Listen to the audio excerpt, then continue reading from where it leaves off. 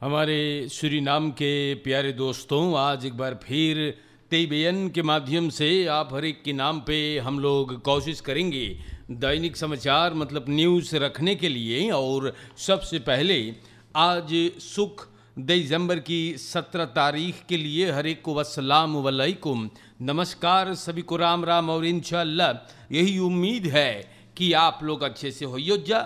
आज एक बार फिर जनता ये कोशिश रहेगा आपको बताने के लिए तमाम वो ज़रूरी बातें आप लोगों के नाम पे रखने के लिए जो देश में होता है। तो हमारे भाइयों, अगर आज आपके जन्मदिन है तो हम लोग आपको मुबारकबाद पेश करते हैं और खुशनसीबी है भाई, खफेल इसी तेर और बीमार बाटो तनी तकलीफ़ है तो दुआ है कि आपकी मुसीबतों पर भी न, जी हाँ, तंदुरुस्ती का जो नज़र पड़ जाए।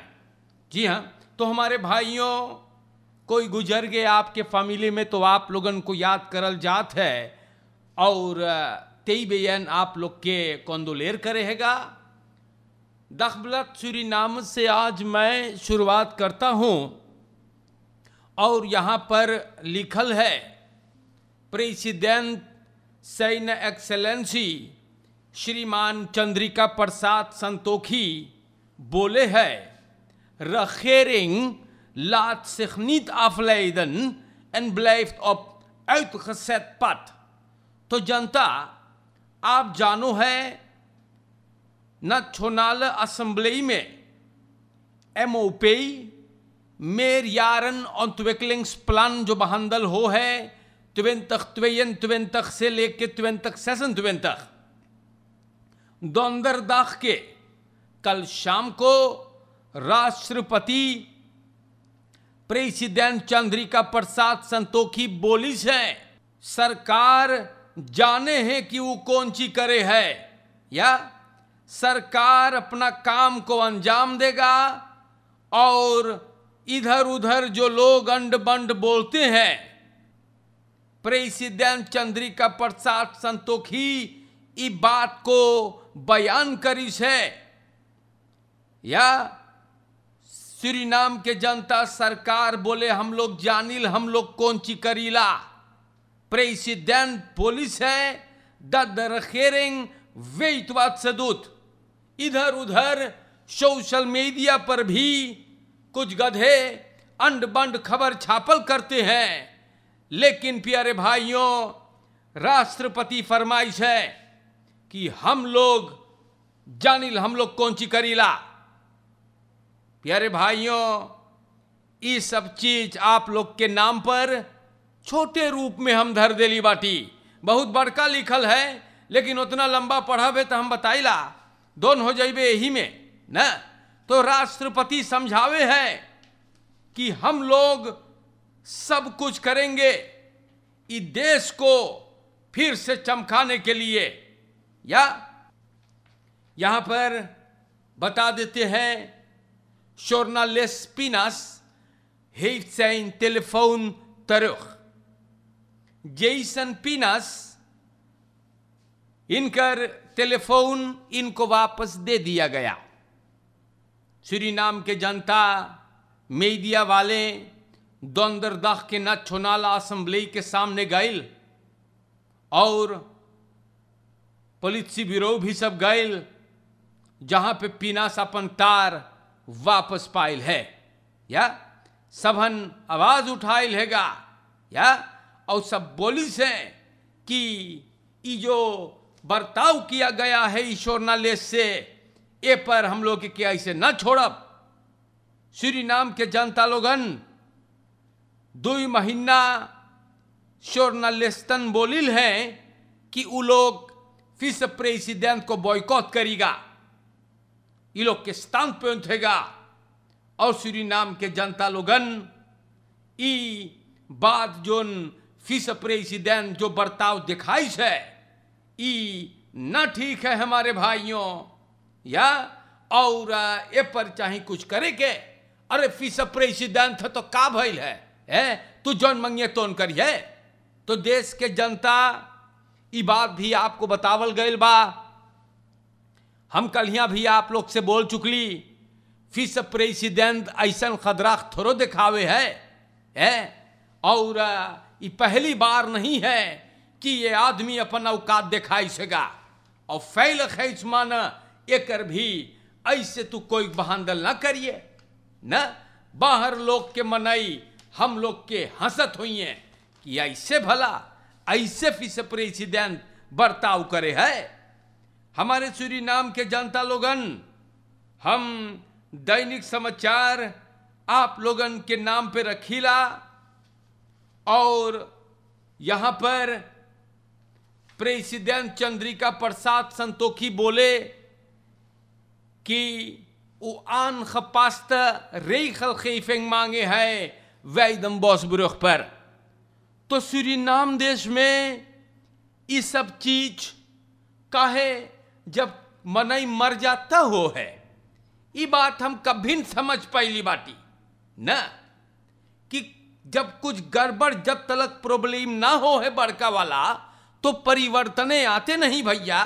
ये देश के बड़ा खराब चाल है। हम बताइल आपसे, प्रेसिडेंट नेशनल असेंबली में बताइस कि वुंसदाख के जो घटना घटल है, एक ट्रक जो है हाउस ब्लॉक से लदल जो उनके रैम पकड़बेन करे है बुड़ू कीपर से उतरने लगा भैया, और एकदम आफत का डर इस बार हम बताइल आप लोग से है। तो प्यारे भाइयों, प्रेसिडेंट समाज से भी बातचीत करिस है, बोले बहुत लोगों को ये सब चीज हिलैले बा, सही बात है।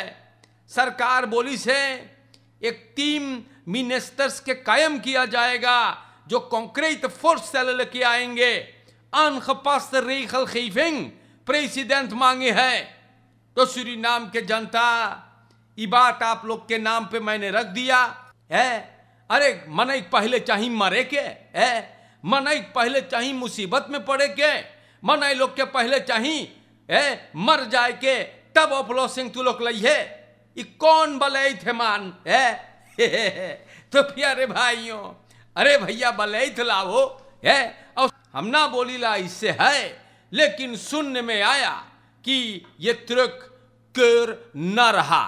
हमारे भाइयों देखो, दखलत सूरीनाम में निजाम अली ओजीर इनकर फौतो है, और ये बंदा फरमाता है एक फाकर खवार खयूत दातरन खरोत राम साल कोमा, बोले एगो ट्रक जो उनमें लकड़ी भरल भैया है, बुद्ध के वैदम बॉसब्रुख पर इतिहास लिख दिया न।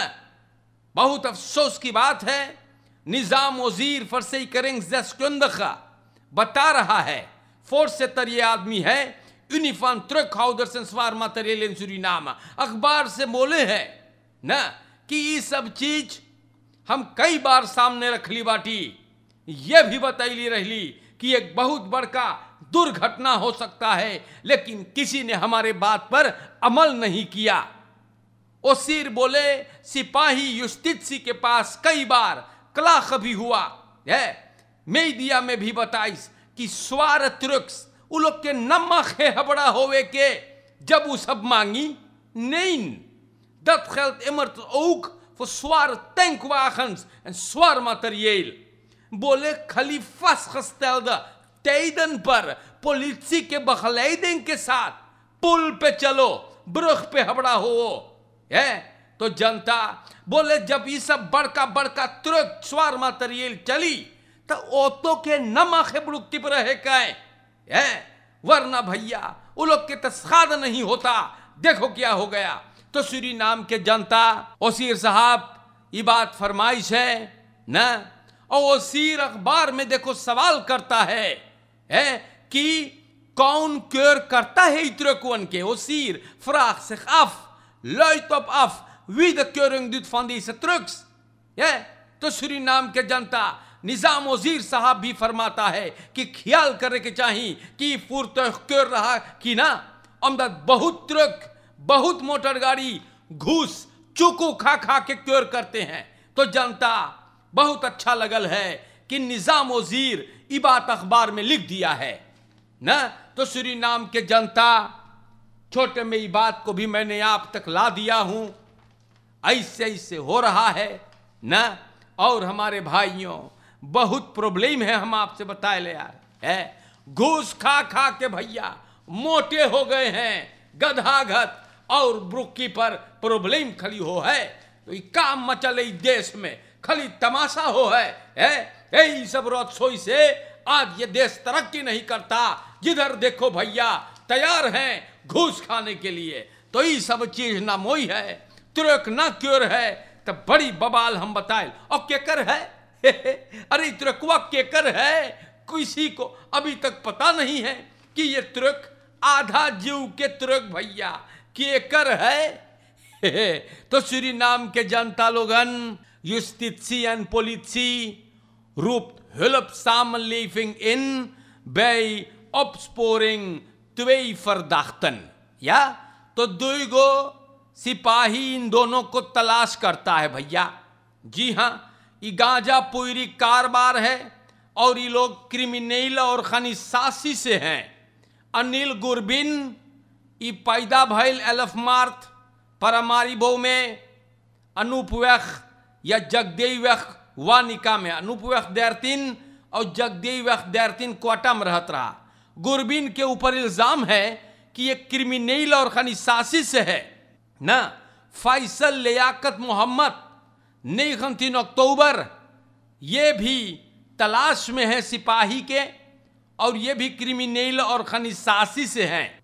अगर आप लोग इन दोनों को कहीं देख लो है, अखबार में लिखल है, दोनों के फोटो है, तो जरूर आप 895 को तार करियो। सिपाही इन लोगों को बड़ा द्रेंगन तलाश करे है। जी हाँ, तो प्यारे भाइयों, ये बात आप लोगन के नाम पर बयान कर दिया हूँ। दखलत सूरीनाम में जी हाँ लिखल है कि इन दोनों को सिपाही फरदाख्ते हैं ना, तो सिपाही नहीं तलाश करेगा तो और कौन तलाश करेगा? असेंबली एंड regering बिदन journalist Pinas excuses aan। National assembly और सरकार 16 दिसंबर कल अपना एक्सक्यूसेस आनबिद करिल हैं दवार तैत के जर्नलिस्ट जेसन पिनास को दिनसदाख के नेशनल असेंबली के सामने या विस प्रेसिडेंट रोनी ब्रुन्सवेग और ओकर लाइफ वक्तन मिसहैंडल करिसबा। पिनास अपन काम करत रहा, ओके सब जमीन पे पटकिस और मारिस है, तार ओकर छीन लेस है न। और सूरीनाम के जनता ई सब भला मोई चीज है यार। विस प्रेसिडेंट रोनी ब्रुन्सवेग इके का भइल है न।